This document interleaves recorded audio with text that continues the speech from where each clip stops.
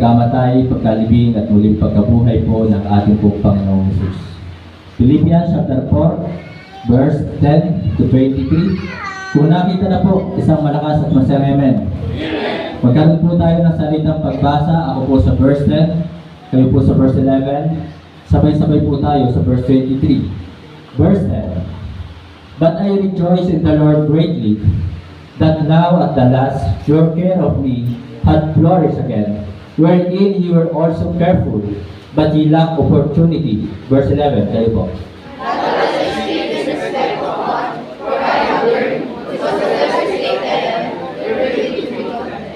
I know both how to be abased, and I know how to abound. Everywhere and in all things I am instructed, both to be full and to be hungry, both to abound and to suffer need. 13. I can do all things through Christ who strengthens me. Notwithstanding, ye have well done, that ye did communicate with my affliction. Verse 15. Now ye know also that in the beginning of the gospel, I had departed from Macedonia. No church communicated with me as concerning giving and receiving, but ye only. For even in Thessalonica, ye sent once and again unto my necessity. 17. That was what I desired giving, that I desired good, that may abound to your account. But I have all and abound. I am full, having received of Epaphroditus the things which were sent from you, an odor of a sweet smell, a sacrifice acceptable, well pleasing to God. 19. But my God shall supply all your needs according to his riches in glory by Christ Jesus. Now unto God and our Father be glory forever and ever. Amen. 21. Salute every saint in Christ Jesus. The brethren which are redeemed with you. All the saints salute you, chiefly they that are of Caesar's household. 23, sabay-sabay po tayo, reigning with. The grace of our Lord Jesus Christ be with you all. Amen. Tayo po lahat ay umuko, pumikit, tayo po ay manalangin. Dakilang Diyos na makapangyarihan sa lahat, aming Ama na nasa langit. Sa umagang ito, kami po ay patuloy na nagpupuri at nagpapasalamat sa inyo pong kabutihan, katapatan. Salamat sa iyo pong awat habag na patuloy mo pong ipinagkakaloob sa amin. Tunay na ito po ay dahil sa iyong awa kung bakit kami po ay naririto pa hanggang ngayon. Kung bakit kami po ay patuloy na tumatanggap ng mga pagpapala mula sa iyo. Na nandoon ang iyong dakilang pag-ibig. Hindi kami karapat-dapat sa mga biyaya, hindi kami karapat-dapat sa mga pagpapala, hindi kami karapat-dapat sa ministry nito. Ganun pa man, kami po ay pinagkatiwalaan po at kami po ay inyo pong inilagay dito. Sa umagang ito, aming pong dalangin, patawad sa aming mga pagkukulang, mga kasalanang nagagawa laban sa iyo. Wala kaming itatago, lahat ng aming nagagawa, ito po ay hayag sa inyo. At sa umagang ito, kami po ay buong puso at nagpapakumbaba na lumalapit at humihingi ng kapatawaran sa aming pong mga kasalanan, pagkukulang sa inyo. Banal na Espiritu, patawad. Pakalinisin mo po ang aming pong puso at isipan. Ihanda mo po ito sa pakikinig ng iyong pong banal na salita. Dalangin ko po na alisin mo po sa aming pong puso at isipan ang anumang galit at dalangin ko po na huwag mahadlangan ng pangangaral ng iyong pong banal na salita. Dalangin ko po na ang iyong pong banal na salita na nasa aming puso ay tunay na sumagana at lumago, na ito po ay maging sandigan namin sa araw-araw naming pamumuhay, na ito po ay aming pong may apply sa aming pong buhay. Pagpalain mo po, Ama, ang pamumuhay ng bawat isa. Pagpalain mo ang kanilang trabaho, ang kanilang pong pag-aaral. At salamat po sa patuloy mo pong pagkakalob sa amin ng buhay. Ako po ay inyong pong itagong muli sa inyong pong likuran. Dalangin ko na ikaw siyang maitaas, maluwalhati at maparangalan.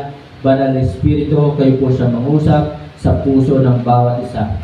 Ama, patuloy po kayo magligtas dito sa bayan ng mataas na kahoy at sa lahat ng dako ng mundo. At dalangin ko na patuloy mo pong pagpalain ng bayang ito ang mga nanunungkulan po dito, inyong pong samahan at gabayan. Ibinabalik ko po sa inyo lahat ng papuri at pasasalamat. Ito po yung aming dalangin sa pangalan po ng aming Panginoon Jesus. Amen. Pwede na po mga po. Isang mapagpalang umaga po mga kapatid, mga minamahal. Nung first mission anniversary, alam niyo po, ang tema po agad dito ng first mission anniversary ay "But as for me and my house, we will serve the Lord." Kaya ako po ay natutuwa na nandito ang bawat pamilya ngayon. Maring hindi man kompleto, pero natutuwa ako na mayroon po mga pamilya na kompleto at kasama kanilang mga anak na naglilingkod sa Panginoon. So, ito po yung desire ng puso ko na ang bawat pamilya ay makita na sama-samang naglilingkod sa Panginoon. So mga kapatid, mga minamahal, kaya nandun po sa aking prayer na ang bawat member po dito sa mataas na kahoy na talagang pinagpe-pray ko po na makasama ang kanilang mga anak. So maaaring hindi man po nasasagot pa ng Panginoon yung ibang panalangin, pero still umaasa at nananampalataya po sa Panginoon. So ngayong umaga po mga kapatid, mga minamahal, tingnan po natin ang verse 11. At ito po ay isang problema ng maraming tao sa mundo.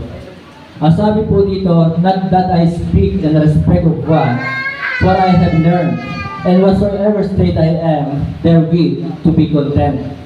Ang title po ng mensahe this morning is Contentment. Contentment, ito po ang ibig sabihin po ng contentment is a lesson learned neither in a classroom.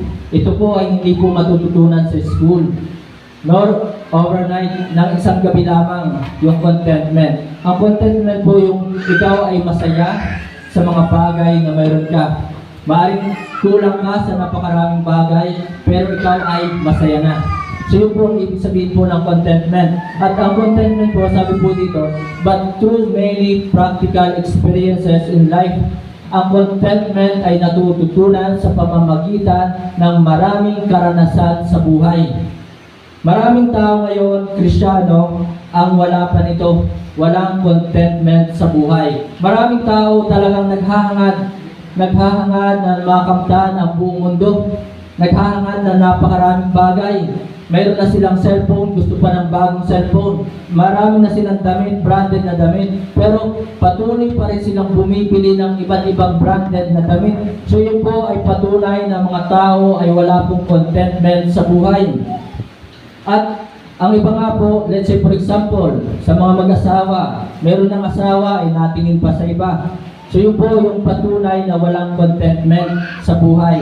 Ayun po ba? So mga kapatid, mga minamahal, maraming tao ngayon talagang tunay na walang contentment. Meron ng sasakyan, pero hahanap pa yan ng bago. Ayun po ba? So walang contentment. So mga kapatid, mga minamahal, ang nais ng Diyos sa atin, katulad po ni Pablo, na sinasabi dito, "Not that I speak in respect of one, for I have learned, and whatsoever state I am, therewith to be content." Alam niyo po, ang sabi pa dito ni Apostol Pablo, "I know both how to be abased." Alam ko kung paano may baba, and I know how to abound, at alam ko kung paano sumagana. Everywhere, in all things, I am instructed. So kahit saan pumapunta si Pablo, siya po ay tinuruan both to be full and to be hungry. Na naranasan po ni Pablo na talagang sumagana sa pagkain at magutom. Pero ganun pa man lang sinasabi ni Pablo na talagang, and then sabi pa dito, both to abound and to suffer need. So si Pablo, sinasabi niya, "Rejoice in the Lord always," and again as he rejoice. So ibig sabihin na doon po yung contentment. Masaya sa mga bagay na mayroon siya. Amen po ba? At ito ang nais ng Diyos sa atin. Alam nyo, tingnan nyo, hindi naman masama na kung may trabaho ka, naghahangad ka pa ng mataas na posisyon. Na kung may trabaho ka, ay naghahangad ka ng malaking sweldo. Ang masama po mga kapatid, mga minamahal, yung sa paghangad mo ng napakaraming bagay sa mundong ito, ay nakakalimutan mo na ang Diyos. Yun po ang masama. Na nakakalimutan mo na maglingkod sa Diyos. Na nakakalimutan mo na sumamba sa Diyos. Na nakakalimutan mo na tumawag sa Diyos. Yun po ang masama. Na ang maraming tao nakarating na ng ibang bansa, di ba? Nakarating na ng Europe, pero babalik ng Pilipinas, at pagbalik dito sa Pinas, agad ay iisipin, saan kaya namang bansa tayo pupunta? Sana all. Diba? Na agad isipin nila, ay punta tayo ng Australia, punta tayo ng Brazil, punta tayo ng Netherlands. Meron ba nun? So mga kapatid, mga minamahal, yun po yung ibang tao na hindi sila nakokontento sa mga bagay na mayroon sila. Ang nais po ng Diyos sa atin ay talagang tayo po ay makontento. Kaya nga po sabi po dito ni Pablo sa verse, tingnan po natin ang verse 10. But I rejoice in the Lord greatly. So si Pablo kahit wala siyang magandang bahay, si Pablo kahit wala siyang magandang sasakyan, si Pablo kahit walang magandang damit, walang magandang sapatos, walang cellphone, walang laptop, pero but I rejoice in the Lord greatly. Napakalaki ng kanyang kagalakan sa Panginoon. At sabi nga po dito, that now at the last, your care of me hath flourished again, wherein ye were also careful, but ye lack opportunity. And then sabi po ni Pablo sa verse 4, rejoice in the Lord always, and again I say rejoice. So si Pablo nandoon ang kanyang kagalakan. Si Pablo mayroong contentment sa buhay. So ngayon po ay sasagutin natin how to be content. Paano ba magkaroon ng contentment sa buhay? Paano ba maging masaya kahit walang asawa? Yun, pasok. Diba? Mga kapatid, mga minamahal, paano ba maging masaya sa buhay? So, si Pablo, alam niyo po, siya po'y dating persecutor, napakaganda na kanyang posisyon. Amen? At si Pablo ay mayroong negosyo na tent maker po si Pablo. Pero lahat ng yan ay inalis na po ni Pablo. Kaya kung titingnan po muna natin, ang sabi po ng Philippians chapter 3, tingnan niyo po sa Philippians chapter 3, verse 13. Ang sabi po dito, brethren, I count not myself to have apprehended, but this one thing I do, forgetting those things which are behind, and reaching forth unto those things which are before. Na kinalimutan na ni Pablo ang kanyang trabaho. Kinalimutan ni Pablo ang kanyang negosyo. At ang sabi pa po dito ni Pablo sa verse 7 and 8, but what things were gained to me?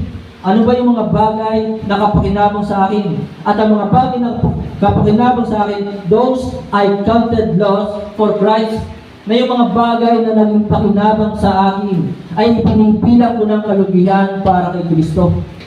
So mga kapatid, makikita po natin dito na yung mga bagay na meron dati si Pablo ay ito ay winalan na niya ng halaga. And then verse 8, yet doubtless, and I count all things but loss, na lahat ng meron ako ay ipinilang ko na kalugihan. And then, for the excellency of the knowledge of Christ Jesus my Lord, for whom I have suffered the loss of all things, and do count them but dung. So yung anumang mga bagay na mayroon ako noon, sabi ni Pablo, ay ibinibilang ko na yung dumi, but dung, that I may win Christ. Kaya mga kapatid, mga minamahal, nais ng Diyos sa atin magkaroon tayo ng contentment. At una, upang magkaroon po tayo ng contentment sa buhay at maging masaya tayo sa buhay na ito, kahit kulang tayo sa material na bagay, hindi tayo naka-aircon kapag tayo ay natutulog. Kami, nung kami natutulog talaga, wala namang electric fan noon. Talagang bubuksan na lamang ang bintana ng bahay at talagang matutulog na ng magdamag. So walang electric fan at banig. Ay ngayon, ang mga kabataan ngayon, ang mga tao ngayon, ang gusto sa malambot. Abay malambot na nga, gusto po yung naka-aircon. At kung wala mang aircon, ay talagang ang electric fan ay magdamag. Ay, iba talaga ang panahon ngayon. Diba? Talagang ibang-iba sa panahon noon. Dati banig lamang at punan. Yun po yung hinihigaan, walang kutsyon, walang waterbed, walang malambot na hinihigaan. At talagang noon ay kontento na sa ulam na tuyo. Diba? May suka, may siling, may bawang, pati bawang ay kakainin. Hindi nagre-reklamo. Kontento na, masaya na mayroong pang ulam. So yun po yung contentment na sinasabi. Ngayon, may contentment ba ang mga kabataan, ang mga tao ngayon? Kapag hindi nagustuhan ang ulam sa lamesa, magmamaktol hahaba ang muso at uutusan ng magulang, gusto ko ng tapa. Maganda bang attitude yan? Nay. Contentment. So maraming mga tao ngayon hindi nagkakaroon ng contentment. So verse 6, tingnan po natin, be careful for nothing, but everything by prayer and supplication with thanksgiving, let your request be made known unto God. So mga kapatid, una, upang magkaroon po tayo ng contentment, how to be content, we need appreciation for the gift. Pasalamatan natin kung ano yung mayroon tayo. Kung ano mang ulam sa hapagkainan, yan ay regalo na ng Diyos. Amen po ba? Ang iba'y walang makain, tapos ikaw magre-reklamo. Ang iba'y nagugutom, tapos ikaw ay naghahanap ng iba. So mga kapatid, yan po ay regalo na. Kung mayroon kang kinakain 3 beses sa maghapon, hindi nga minsan 4 na beses, 5 beses pa nga eh. 6. Diba? So, pasalamatan natin kung ano ang mayroon tayo. Appreciation for the gift. So mga kapatid, mga minamahal, hindi ko itinataas sa sarili ko, pero ganito kami pinalaki ng aming magulang. Kung anong meron sa hapagkainan ay kainin. Sapagkat hindi naman pakakainin ng lason. Magreklamo ka kung yung lason. Amen? So walang magulang ang magpapakain ng lason sa kanyang anak. Kaya mga kapatid, appreciation for the gift. Pasalamatan natin kung ano ang mayroon tayo. Amen po ba? Meron nga po na talaga mga pumapasok sa school. Alam nyo, dalawa lang ang uniform. Pagkakauwi sa bahay, nilalabhan agad. Kinabukasan, ipaplantsahin. Pero pumapasok. Meron mga kabataan dati, kahit walang baon ay pumapasok. Amen? Kahit lakad ay pumapasok. Ang mahalaga ay makapag-aral. Kaya mga kapatid, kung ikaw ay nag-aaral, pasalamatan mo ang magulang mo na ikaw ay pinag-aaral. Pasalamatan mo ang magulang mo na ikaw ay may baon. Kaya mga kapatid, mga minamahal, appreciation for the gift. Pasalamatan mo na ikaw ay nakakapag-aral kahit private man yan o public school. So mga kapatid, mga minamahal, scholar nga kayo eh. Ako, scholar din ako eh. Hindi man ako scholar ng DOST. Hindi man ako scholar ng TESDA o ng ano pa man. Scholar ako ng magulang ko. Bakit? Kasi para sa akin, kung hindi ka naman working student, you are scholar. Amen po ba? You are scholar. So yung mga working student, ito yung hindi scholar.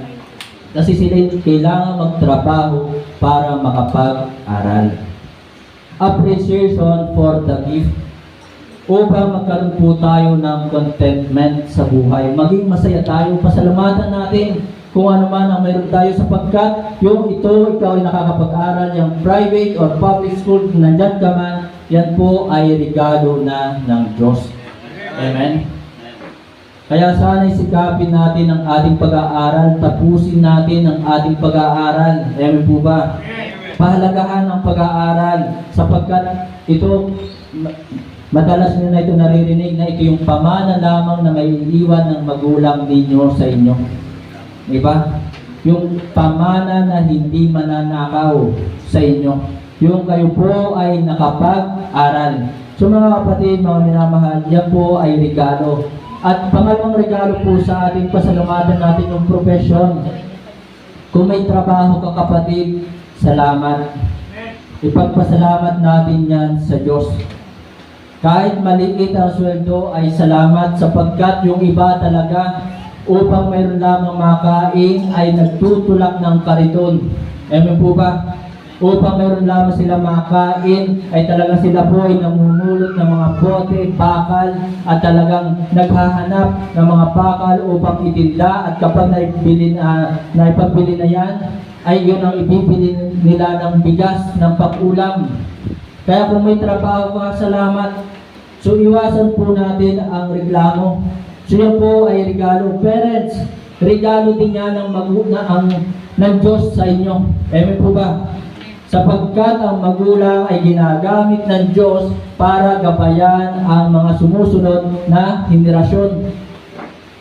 Kaya mga kapatid, mas maganda kung tayo ay mga anak, sumunod tayo sa ating magulang. Sapagkat ang magulang ang nakakaalam kung ano ang mabuti para sa atin. Amen?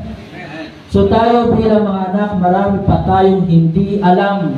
Ay ang mga magulang, magulang na nga yan eh. Para pag hindi naman yung magulang sa laruan mo. Kundi magulang na yan, marami na yung experience. Marami na yung karanasan.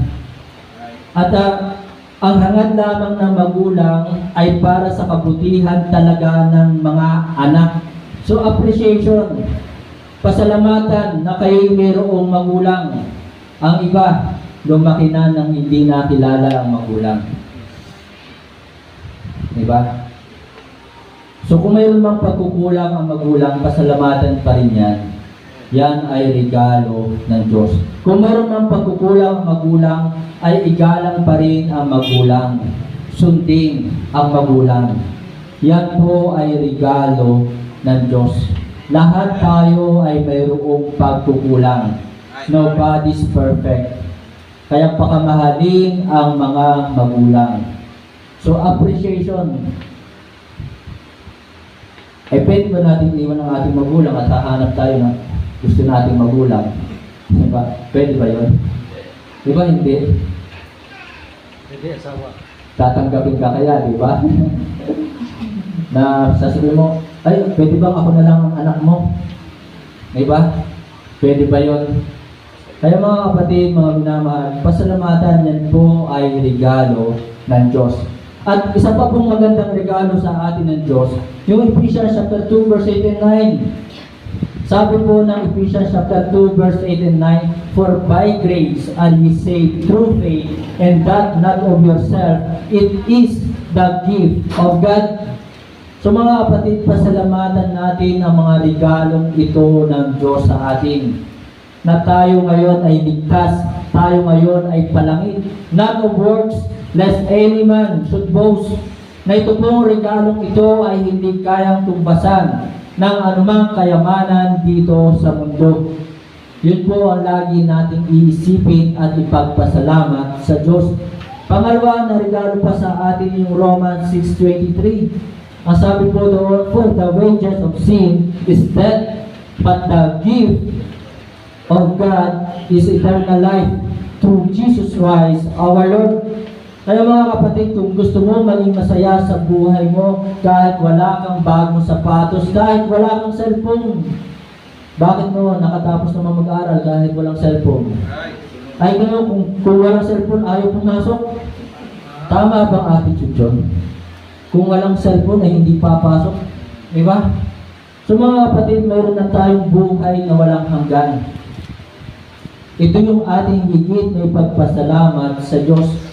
"For the wages of sin is death, but the gift of God is eternal life through Jesus Christ our Lord." Tayo ay mayroong buhay na walang hanggan. Kaya salamat sa Panginoon, pasalamatan natin ang regalong ito ng Diyos sa atin. Amen? Kaya mga kapatid, mga minamahal, pasalamatan lagi natin isipin yung mga bigay sa atin. Ang mga anak, di ba, kaya nyo pa bang bilangin ang binigay sa inyo ng inyong magulang? Di ba? Kaya pa ba? Tapos, hindi lang tayo napagbigyan sa ating kagustuhan, magagalit agad tayo sa kanila. Magmamaktul agad tayo sa kanila, hindi tayo susunod sa kanila, pagdadabugan natin sila. Di ba? So mga anak, kaya pa ba natin, kahit tayo magkatrabaho na, hindi natin yung kaya tumbasan ng pera. Ang magulang natin ay hindi mukhang pera. So kayo ay pinag-aaral, tayo ay pinag-aaral ng ating magulang. Una sa lahat ay para sa ating kabutihan. Amen? Para sa ating kabutihan. Kung bakit tayo pinag-aaral ng ating magulang. Para maging maganda ang ating kinabukasan. Kaya mga kapatid, salamat kung tayo ay nakakapag-aral. Salamat sa ating magulang. Salamat sa ating mga trabaho. Salamat sa buhay na walang hanggan. Salamat sa kaligtasan. At salamat sa ministry. Salamat, meron tayong ministry ganito. Amen. Ito po yung regalo din ng ating Diyos ng Panginoon.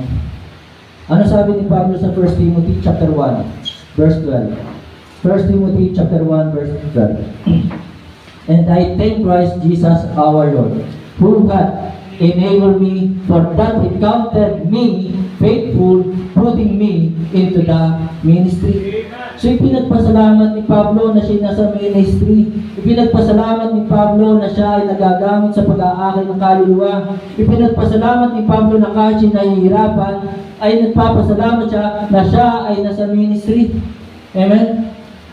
Ito ay regalo ng Diyos sa atin. Maaaring maraming Kristyano sa ngayon hindi pa nila naunawaan, bakit ba ako magpapasalamat na ako'y nasa ministry? So hindi pa naunawaan ng maraming Kristyano ngayon ang kahalagahan ng ministry. Kaya marami sa mga Kristyano ngayon madaling iwan talikuran ng ministry. Diba? Nagkaroon ng kunting problema, nasaktan ng puso, sinaksak ng kutsilyo, diba? Iiwan ang ministry. So mga kapatid, maraming Kristyano hindi naunawaan ang kahalagahan ng ministry.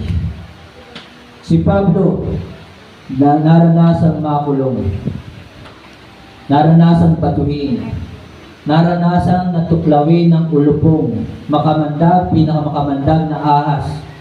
Pero hindi niya kailanman tinalikuran, iniwan ang ministry. Maraming tao ang nagalit kay Pablo.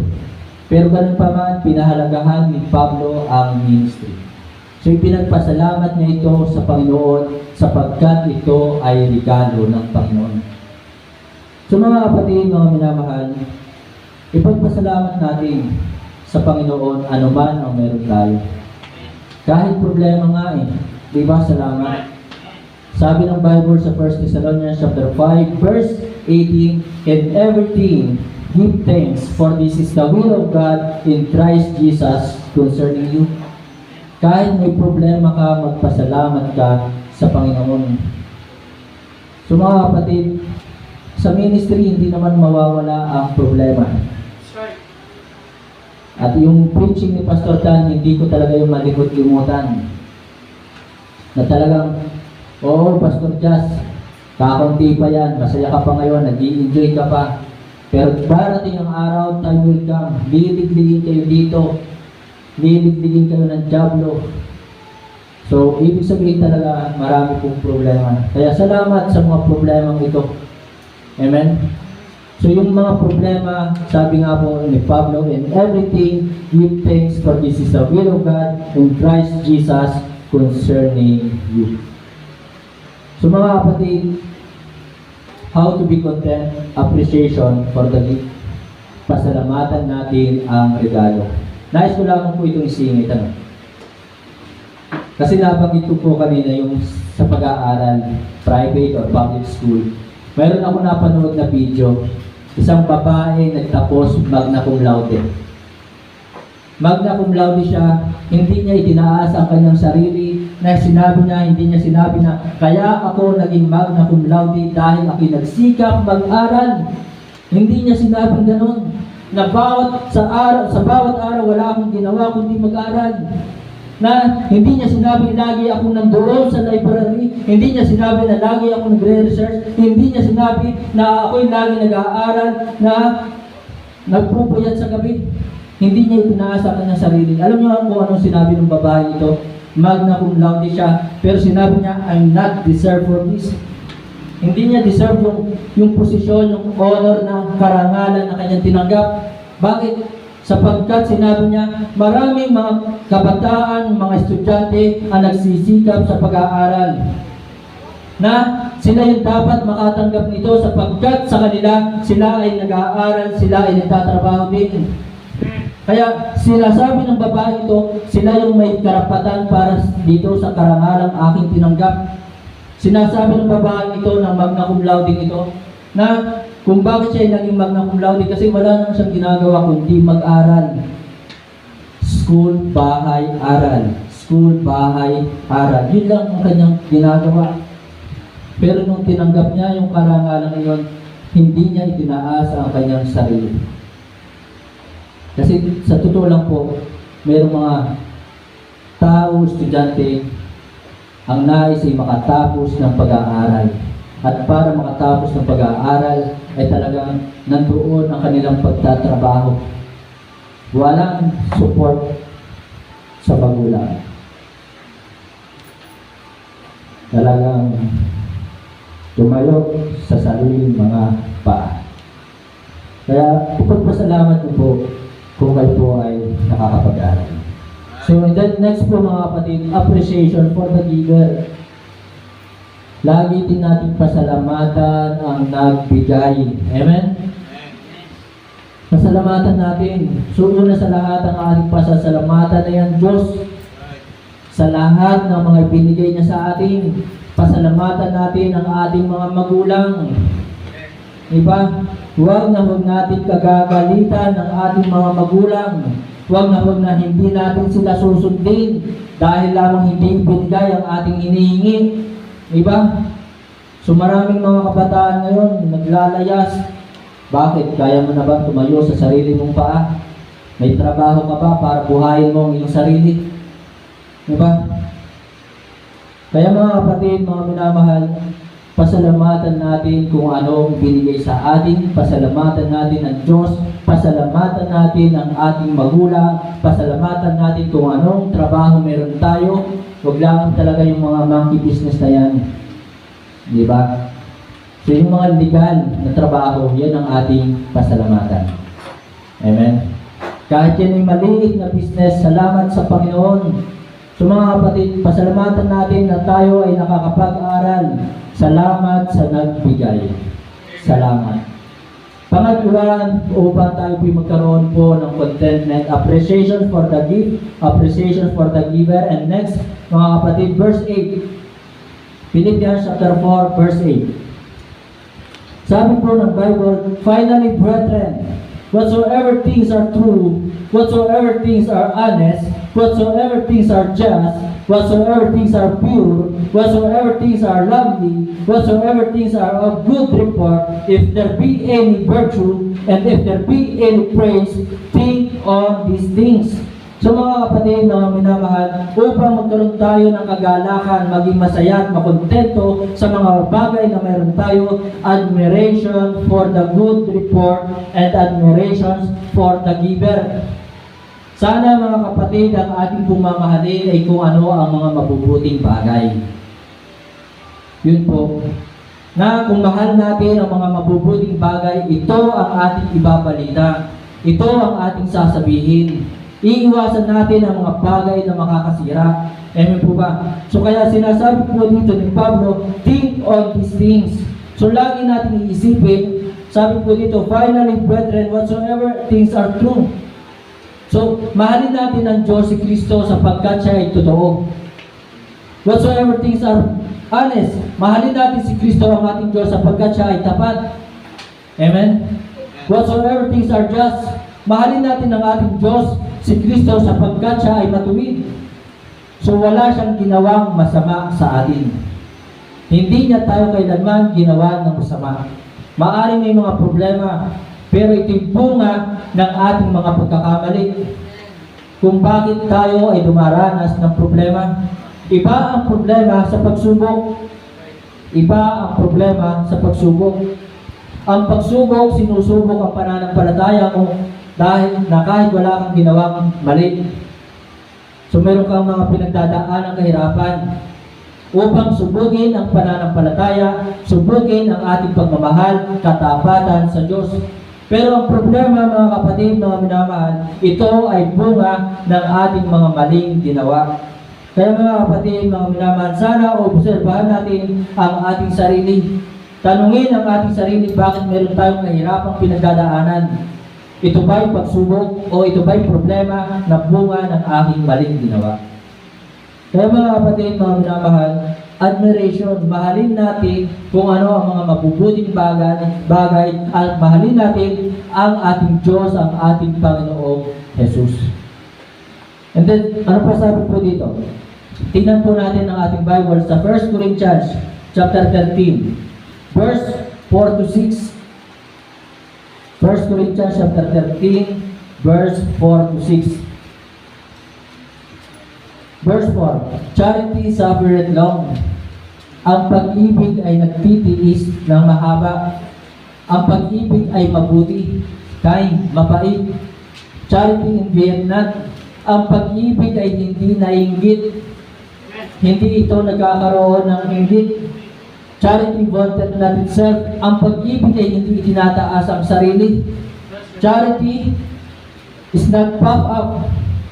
So, and then verse 5, but not behave itself unseemly, seeketh not her own.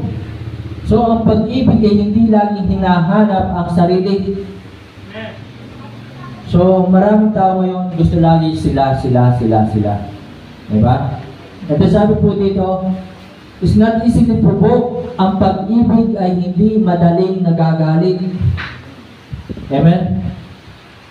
So, yun po. And then, think it no evil. Ang pag-ibig ay hindi nag-iisip ng masama. Kaya kung tayo po ay umiibig, una sa Diyos, sa ating kapwa, ay hindi tayo mag-iisip ng masama. Think it no evil. Verse 6, rejoiceth not in iniquity. Ang pag-ibig ay hindi natutuwa sa masama. Kaya mga kapatid, mga minamahal, dapat mayroon po tayong pag-ibig sa mga mabubuting bagay. Pag-ibig sa ating Diyos, sa ating kapwa. Admiration for the good report, admiration for the giver. So yun po, upang magkaroon po tayo ng kagalakan, contentment, kasiyahan sa ating buhay. Diba ang pag-ibig masaya? Diba? Ang nagmamahal ay masaya. Kaya nga blooming yung, di ba? Laging nakangiti, di ba? In love. So, yun po yung pinapakita sa atin ng mga talata. At binasa na po natin kanina yung Philippians chapter 3, verse 7, 8, and 13. Hindi po inibig ni Pablo ang mga bagay sa mundong ito. Ang kanyang minahal ay ang kanyang tagapagligtas, ang kanyang Panginoon, ang kanyang Diyos. Ito ang minahal ni Pablo. Ang gawain ng Diyos ang pinahalagahan ni Pablo. Kaya kung gusto natin magkaroon ng contentment sa buhay, talagang dapat maghari sa atin ang pag-ibig. Acts 20:24. Acts 20:24. Sabi po dito ni Pablo, but none of these things move me. Neither count I myself dear unto myself. So hindi po ibinilang ni Pablo na mahalaga ang kanyang sarili. So that I might finish my course with joy and the ministry which I have received of the Lord Jesus. So ang ministry ay tinanggap, ang ministry ay ibinigay, ang ministry ay regalo ng Diyos. Kaya ito po'y dapat natin ipagpasalamat, mahalin natin ang ministry ito sapagkat ito ay sa Diyos. Amen. Hindi ito sa tao, hindi ito kay pastor, hindi ito kay Brother Luis, hindi ito kay Brother Edwin. Ito ay sa Diyos. Kaya mga kapatid, mga minamahal, pahalagahan, mahalin at huwag iwanan ang ministry. So kailangan mayroon tayong contentment dito sa ministry. And then mga kapatid, yun po, admiration for the good report. Then next, verse 17. Tingnan po natin ang Philippians 4:17. Upang magkaroon tayo ng contentment, how to be content. Ang sabi po ng verse 17, not because I desire a gift. Si Pablo ay hindi naghahangad ng regalo. Pero ako po'y nagpapasalamat doon sa mga nagregalo sa akin ng birthday ko, na binigyan ako ng polo barong, binigyan ako ng long sleeve na barong, salamat. Mayroon nagbigay ng cash na 5,000, pero yun nga po, sinabi din ng tao ito, alam ko naman, ipigagamitin din ni Pastor Jazz sa ministry for the anniversary, kaya ang 5,000 yun, hindi ko po yun ibinulsa, yun po ay ginamit for the anniversary. So, hindi ko naman po yun hinahangad sa inyo. Pero si Pablo, sabi nga po dito, not because I desire a gift, but I desire fruit that may abound to your account. Ang hinahangad ni Pablo ay bunga o yung kaluluwa. Ito yung hinahangad. Kaya mga kapatid, mga minamahal, isa din po, para magkaroon tayo ng contentment sa buhay natin, maghangad tayo ng kaluluwa, yung bunga na maaakay kay Kristo. Amen. Yun yung ating hangarin. At dito po ang ating titingnan dito, yung sinabi dito ni Pablo na not because I desire a gift. So upang magkaroon po tayo ng contentment sa buhay at anticipation for nothing. Pastor, ang ibig sabihin niyan, umasa sa wala. Umasa ka sa wala. Diba? Don't expect. Yun po yung ibig sabihin niyan. Huwag kang umasa na ikaw itatanggap. Huwag kang umasa na ikaw ay gagantihan din ng maganda. Na ikaw ay nagbigay, huwag kang umasa na kung ikaw ay nagbigay ng 100, huwag kang umasa na may babalik sa 200. Diba? Na kung ikaw ay gumawa ng mabuti sa kapwa, huwag kang umasa na ikaw ay gagawan din ng mabuti. Kasi sa totoo, sa katotohanan, na hindi lahat ng babalik sa atin ay mabuti. Amen? Kaya mga kapatid, anticipation for nothing or don't expect, huwag tayong umasa. Masakit talaga. Ang umasa. Diba? So, ang hinahangad po lagi ni Pablo dito, sabi dito, but I desire fruit. Kaya mga kapatid, gusto ko lang din po itong isingit. Doon po sa ating pong form doon, yun, doon sa may plywood na maliit na yun na ginawa ni Brother Luis, meron po doon tayong 1/4 na sheet of paper na doon po ay nakalagay pangalan, date, and then nakalagay po doon tithes and offering, and then mission fund. So kung gusto nyo pong magbigay para sa mga missionaries na ating sinusuportahan, katulad po niyan, August na po ulit ngayon, magpapadala na po ulit tayo ng support sa mga missionaries. So kung magkano man yan, mga kapatid, 50 pesos man yan, 100 pesos po yan. So yan po ay napakalaking bagay sa mga nagmi-mission. At si Pablo, kung bakit siya naghahangad ng kaluluwa ng bunga, ay upang ito ay may dagdag doon sa account sa pagpapala ng mga taga-Philippines or Philippi. Kaya kung tayo po'y magsusupport sa missionary, diba, hindi man tayo nakapag-akay ng kaluluwa sa Israel, hindi man tayo nakapag-share ng salvation sa Vietnam, kung tayo po'y magpapadala ng ating support, tayo po ay mayroong kabahagi doon sa bunga ng mga nagmi-mission po doon. So ito po yung sinasabi po ni Pablo, but I desire fruit that may abound to your account. So ibig sabihin, sa anumang bunga nila doon sa Israel, meron po tayong bahagi. Amen. Tayo po ay nagsusuporta sa Israel at sa Mulanay, Quezon. At nitong nakaraan buwan ay nagsuporta din po tayo kay Pastor Kenneth sa Cagayan. Kaya kung ano man ang naging bunga po nila doon, kung sila yung nagkaroon ng bunga, meron po tayong bahagi doon. So mga kapatid, anticipation for nothing.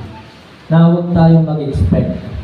Maring nagkukwento ako sa inyo, meron akong binigyan ng 150 pero bumalik sa akin ay 200. May binigyan ako ng 500 pero bumalik sa akin ay 1,000. May binigyan pa ulit ako ng 500 pero may bumalik ulit sa akin 500. Yun po ay hindi ko ina-expect. Kaya upang huwag masaktan, huwag umasa. Diba? Upang huwag masaktan ay huwag umasa. So mga kapatid, anticipation for nothing. Last. May tama na. Okay, last. Verse 5. Last na po, verse 5. Let your moderations be known unto all men. The Lord is at hand. So, last po mga kapatid, mga minamahal, upang magkaroon tayo ng contentment sa buhay natin, maging masaya tayo sa buhay natin, ang kailangan po natin, availability for the Lord. Dapat ang buhay natin laging laan sa Panginoon. Amen. Dapat lagi tayo may oras para sa Panginoon. Huwag na huwag tayo mawawala ng oras para sa Panginoon. John 16:33. Tingnan po natin, John 16:33. Anong sabi po ng Bible? Kaya lagi natin pipiliin magbigay ng oras sa Panginoon. Amen po ba? Sabi po ng 33, "These things I have spoken unto you, that in me," sabi ng Panginoon Jesus, "ye might have peace." Sa akin ay meron kayong kapayapaan. In the world, ye shall have tribulation. Sa mundong ito, mga kapatid, mga minamahal, ang sinasabi ng Panginoon Jesus, mayroon tayong kapighatian. Kaya piliin natin si Kristo sa ating buhay. Lagi tayo maglaan ng oras para sa ating Diyos, sa ating Panginoon Jesus. Huwag nating aalisin ang ating oras, panahon para kay Kristo. Kaya, tingnan nyo, maraming tao pinili ang mundong ito. Ano naging kapalit sa kanilang buhay? Kahirapan din. Kapighatian din. Kaya, ang sabi nga ng iba, enjoy now, pay later. Nag-i-enjoy sila ngayon sa kasalanan, pinili nila ang mundong ito, pero ano naging kapalit at the end? Kapighatian, kalungkutan, naging sira ang buhay. So in the world ye shall have tribulations, but be of good cheer, I have overcome the world. Kaya mga kapatid, mga minamahal, kung gusto mo maging masaya ang buhay mo, maging maganda ang buhay mo, piliin mo na manatili kay Kristo. Huwag kang lumayo. So availability for the Lord. So sabi nga po dito, the Lord is at hand. Malapit na bumalik ang Panginoon. Kaya huwag na natin sayangin pa ang ating oras sa mga walang kwentang bagay. So yun po, huwag tayong maging busy sa mga walang kwentang bagay sa mundo. Mas piliin natin maging busy sa gawain ng Diyos ni Kristo. Maging busy na tayo dito sa gawain ng Diyos. Amen? Ay maraming tao, busy pa rin sa napakaraming bagay. Hindi nila alam, malapit nang bumalik ang Panginoon. Napapanood lang nila yung mga nangyayari sa iba't ibang bansa, mga pagbaha, lindol. Pero hindi nila alam na ito yung tanda na malapit nang bumalik ang Panginoon. So, sabi po ng Panginoon sa 1 Corinthians 15:58. Last, dito na po natin tapusin. 1 Corinthians 15:58. Therefore, my beloved brethren, be steadfast, unmovable, always abounding in the work of the Lord, for as much as you know that your labor is not in vain. Kaya piliin po natin maging busy sa gawain ng Panginoon, sapagkat ang ating pagpapagal, ang ating paghihirap ay hindi mauuwi sa walang kabuluhan. Kaya mga kapatid, kung gusto mong maging masaya sa buhay, magkaroon ng contentment sa buhay, availability for the Lord. To God be the glory, tayo po ay tumayo. Tayo po yung ako, pumigil, tayo po ay manalangin. Ama namin Diyos sa langit, salamat po sa inyong pong banal na salita na nahayag po namin. Salamat sa mga pagpapala na hindi na po namin mabilang pa. Salamat sa mga blessings na hindi na po namin mabilang sa aming pong buhay. Tunay na inyong pong biyaya ay patuloy na sumasagana. Marami kaming pagkukulang, pero ganun pa man, patuloy mo kaming binbless spiritually, physically, financially. Bilang ganti ng aming pasasalamat, nawa, lagi kaming matagpuan na sumasamba sa iyo at naglilingkod sa iyo. Nakikinig ng iyong pong banal na salita. Sinusunod ang iyong mga utos. Sana talagang kahit anong bagyo, anong problema dumating sa amin, anumang mga sakit, sakit sa puso, sakit sa bulsa, sakit sa katawan, ang aming mga pagdaanan, nawa piliin pa rin namin sumunod sa iyong mga utos at manatili sa ministry. Sapagkat ang ministry ay regalo mo rin po sa amin. Pagpalain mo po, Ama, ang buhay ng bawat isa. Nawa ang mensahe ngayong umaga ay tumimo sa kanilang puso at isipan at tunay na lagi ka nilang pasalamatan. Habang kami nabubuhay, lagi ka namin purihin at pasalamatan. Salamat, ito po ang aking dalangin sa pangalan po ng aming Panginoon Jesus. Amen.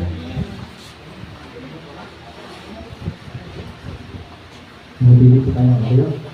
Nabili po tayo ako sa bahagi ng pagkakaloob.